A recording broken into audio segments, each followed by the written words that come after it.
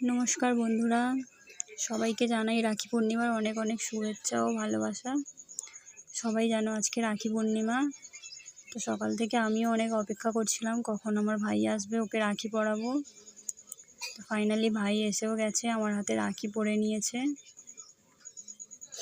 ভাই তো সকাল থেকে কাজে গেছিলো, তাই আসতে পারেনি, বিকালবেলা এসেছে।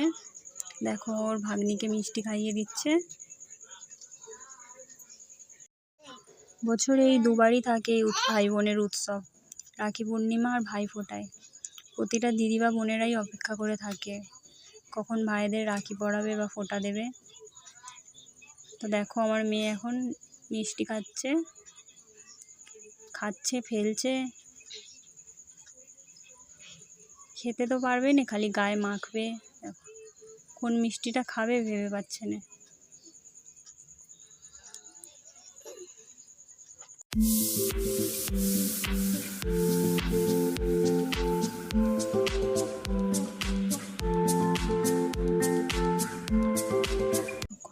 তো দেখো মামা ভাগ্নি কেমন খেলাধুলা করছে, হাসছে, পাগুলো নিয়ে করছে। দেখো